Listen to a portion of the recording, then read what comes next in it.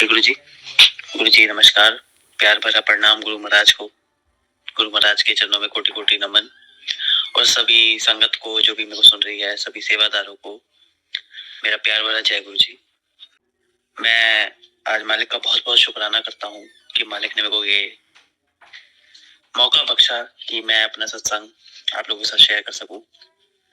क्योंकि महाराज को कहते थे कि सत्संग शेयर करन वाला दा भी भला ते सुनन वाला दा भी भला। तो बहुत बहुत शुक्राना मालिक, आपने मेरे को ये मौका बख्शा, मौका दिया। महाराज बहुत प्यारे हैं, सबको मौका देते हैं, मेरे को भी उसमें से दिया। तो शुरू करते हैं।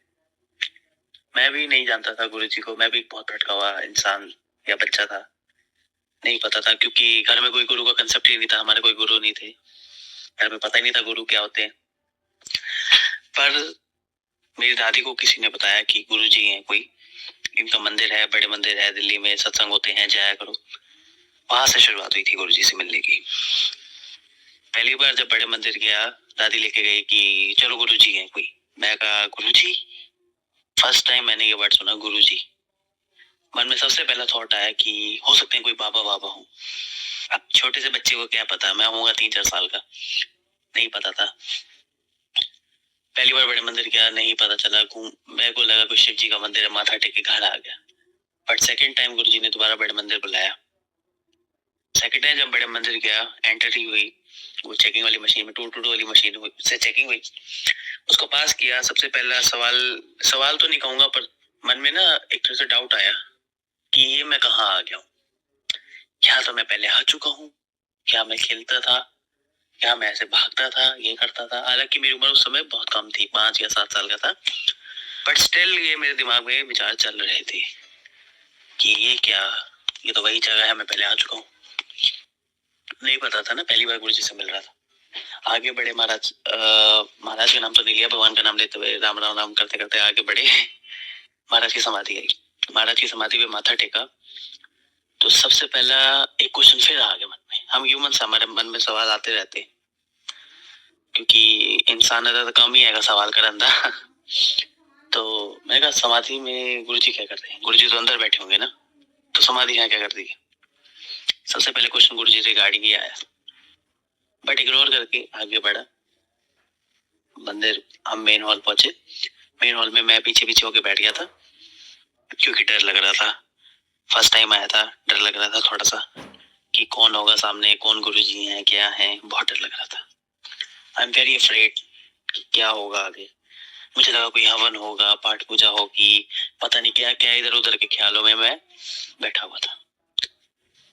चाय प्रसाद आया, नहीं पता था कि ये सिर्फ चाय नहीं है, ये अमृत है, नहीं पता था।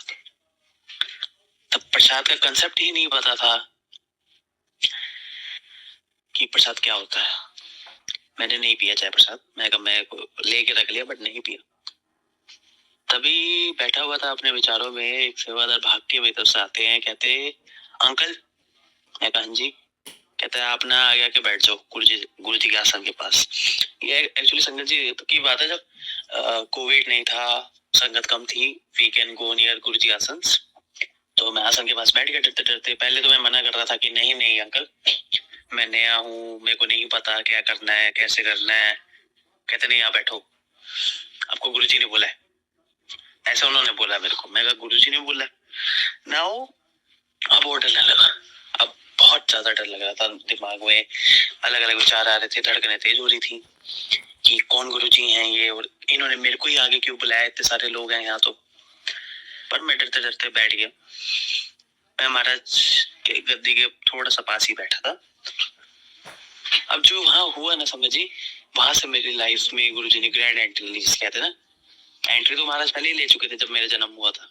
ग्रैंड एंट्री गुरुजी ने कैसे ली,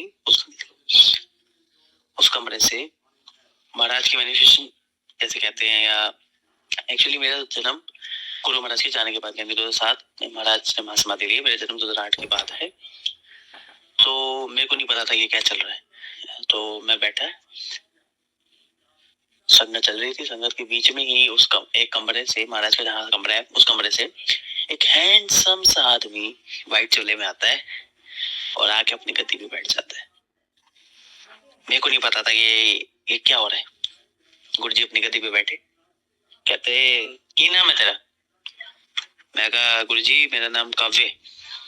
अच्छा आ जाया कर, पहले भी तो आंदा सी। उन तेरी एडमिशन दोबारा हो गई, री एडमिशन हो गई तेरी। नहीं समझ आया। मैं कहा री एडमिशन ये क्या होता है? जो स्कूल्स में होता है। मेरे घर वाले मेरे को यहाँ पढ़ाएंगे। खैर ये एडमिशन री एडमिशन को समझ नहीं आया, मैं घर आ गया अपने। नहीं पता था कि री एडमिशन का मतलब क्या होता है। इस री एडमिशन का मतलब जानने के लिए मैं सोचा कि लेट्स स्टार्ट फॉलोइंग हिम, पता चल जाएगा अपने आप ही। धीरे धीरे जुड़ता गया महाराज के चरणों के साथ। महाराज के सत्संगों में जाना शुरू किया, डुगरी गया, एम्पायर स्टेट गया। बचपन में महाराज ने बहुत प्यार जोड़ना शुरू किया अपने साथ। हर सत्संग पे बुलाते थे, हर बड़े मंदिर आते थे तो मेरे को बुलाते थे, मैं जाता था। उसके बाद मैंने किसी पुरानी संगत से मिला। मैं कहीं से पूछता ही नहीं तो पता होगा ना कि तो गुरु जी से मिले हुए हैं। मैं कहा अंकल री एडमिशन क्या होता है? कहते बेटा it's your past life connection with गुरु जी। मैं कहा पास्ट लाइफ कनेक्शन ये कैसे? कह रहे गुरु जी हर किसी को नहीं बोलते री एडमिशन के बारे में, आपको बोला आपको पास्ट लाइफ कनेक्शन होगा। मैं कहा है नहीं समझ आया पास्ट लाइफ कनेक्शन भी। इसी जर्नी के बीच में जब जुड़ रहा था तभी मेरे को किसी संगत ने बोला कि आप ना गुरुजी स्वरूप से बातें किया करो, गुरुजी रिप्लाई करते हैं। मैं कहा हो सकता है। पहले तो मैंने सोचा कि ये क्या बोल रहे हैं, फोटो से बात करने की बात कर रहे हैं। तो फोटो से कौन बातें करता है? ये तो वही बात हो गई कि आप एक तरफ बोल रहे हो, मत्था मार रहे हो और सामने से रिप्लाई नहीं आ रहा। पर स्टिल मैंने महाराज के स्वरूप में को ब्लेस हुआ था, मैं उसको रख के सोफे पे रख के बातें करता था। मैंने गुरुजी से 4 बार बात करने की कोशिश करी। पहली बार बात करी, no reply. Second time no reply. Third time also no reply. Fourth time हिम्मत हार गया था मैं कि अब तो बोलने वाला ही नहीं है। बट एटीट्यूड भी आ गया था एक कि अब बोले तो ठीक वरना नमस्कार। ये एटीट्यूड था मेरे अंदर गुरुजी को लेके कि अब बोलेंगे तो ठीक वरना मैं नमस्कार, मैं इनको नहीं मानूंगा। अब गुरुजी एटीट्यूड कम करने आते हैं। सबसे पहले आपका ईगो ही खत्म करते हैं, आपका अहंकार ही खत्म करते हैं सबसे पहले। चौथे टाइम रात को महाराज के स्वरूप मैंने सोफे पे रखा, नीचे बैठ गया, बातें करने शुरू। अब ये भी पंजाबी मैं भी पंजाबी, दोनों लग गए गुरुजी है वो, गुरुजी है वो। बट एट फोर्थ टाइम मेरे घर की बहुत तेज बैल बाजी, टिंग टोंग टिंग टोंग टिंग टोंग। दरवाजा खोला। अब संगत को पता है कि गुरु महाराज जब भी किसी संगत के घर जाते हैं या कैजुअली कहीं जाते हैं तो अपने वो कैजुअल में जाते हैं, शर्ट पैंट में जाते हैं, बहुत स्टाइलिश बन के। महाराज इज वेरी स्टाइलिश, मैं ये बोलूंगा है very handsome and very stylish. तो मैंने दरवाजा खोला, मैंने देखा इतना प्यारा आदमी एक इतनी प्यारी शर्ट पैंट डाल के मेरे घर के सामने खड़ा है, घर की चौखट पे खड़ा है। मैं कहा कि तो वही है जिनको मैंने अभी वहां बड़े मंदिर में देखा था। ये चल ही रहे थे विचार। ही इमीडिएटली सेड कि क्यों है बड़ा परेशान कितना होया मैनू, बुलांदा रहता है मैनू, गल करनी मेरे नाल, चला बह मेरे नाल गल कर। आए घर पे आए, सोफे पे बैठ गए, मैं नीचे बैठा था, चरणों के पास ही बैठा था। कहते हूं शुरू हो जा। मैं बोलने लगा गुरु जी।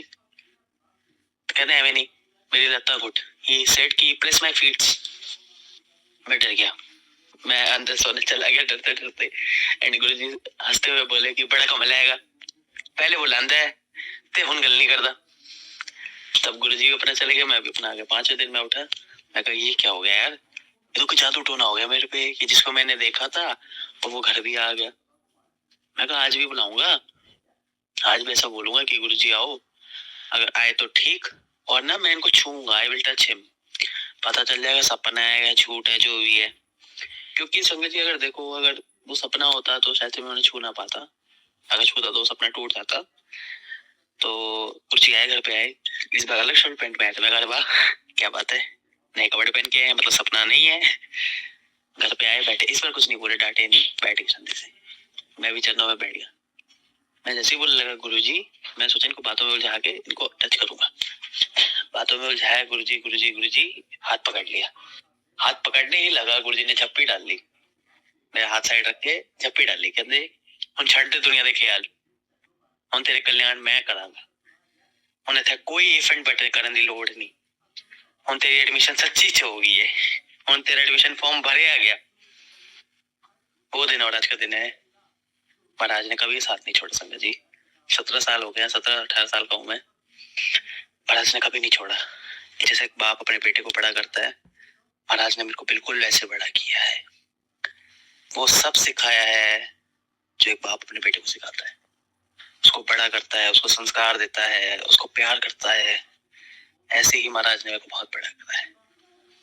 आज जो कुछ भी हूँ, बोल रहा हूँ, सत्संग शेयर कर रहा हूँ, इतना प्यार मिलता है गुरु परिवार से। आप जैसी संगत से प्यार मिलता है, सेवादारों से प्यार मिलता है, गुरु परिवार से प्यार मिलता है। All because of him. मैं तो कुछ भी नहीं था, महाराज ने बहुत कुछ कर दिया मुझे। एक भटके हुए लड़के को, जिसको भगवान का मतलब नहीं पता था ना, उसको गुरुजी ने सिखाया कि भगवान बहुत प्यारा होता है, बस उन्हें प्यार करो। गुरुजी ने मेरे को ये भी सिखाया कि गुरु को कभी भी प्यार किया जा सकता है, चाहे वो फिजिकल हो या ना हो। और महाराज आज भी, महाराज का कहीं सत्संग होता है, मैं जाता हूँ, बड़े मंदिर जाता हूँ, एम्पायर स्टेट जाता हूँ। महाराज का वेलकम बैंड आप सबने सुना होगा, उसमें मेरे को महाराज की कदमों की आहट बहुत बारीकी से सुनाई देती है। महाराज गद्दी पे विराजमान होते हुए मेरे को फिजिकल फॉर्म में, I can see him, touch him, feel him. और अब मैं अपने एक और बताता हूँ। महाराज की गद्दी जहाँ लगती है, जब सत्संग होता है किसी घर पे, मैं गद्दी को टच करता हूँ। कोई आम इंसान टच करे, उसके लिए वो गद्दी लक्कड़ है, मेरे लिए नहीं है। मेरे लिए वहां गुरु महाराज के हाथ पैर हैं। इस लेवल का कनेक्शन बनाने में दिखते भी आई, दिखते नहीं, उसको कष्ट बोलते हैं। महाराज आपको कष्ट भी देते हैं, क्योंकि कष्ट हम इंसानों के लिए बहुत जरूरी है, वरना हमारा क्या मोटिव था यहाँ आने का। और जी कहते सारे कष्ट मैं करता कहते तुसी इंसान था की कम। और जो कष्ट आते हैं ना संगत जी, उससे 100% कष्ट होता है। 99% गुरुजी कब का काट देते हैं। कैसे काट देते हैं? हम इंसानी जन्म देके, हमें बोलने लायक कर के। 1% ही तो है, वो तो हमें काटना है ना, वो तो क्योंकि हमारे कर्मों में लिखा है। बाकी ये मेरा सत्संग था महाराज के साथ, ये बहुत प्यारी जर्नी है। एट द एंड मैं सबको यही बोलता हूँ, हर सत्संग में यही बोलता हूँ, at the end I want to say कि 17 का हुआ हूँ, 70 का भी हूँ तो महाराज के चरणों में रहूं। जय गुरु जी, शुक्राना गुरु जी।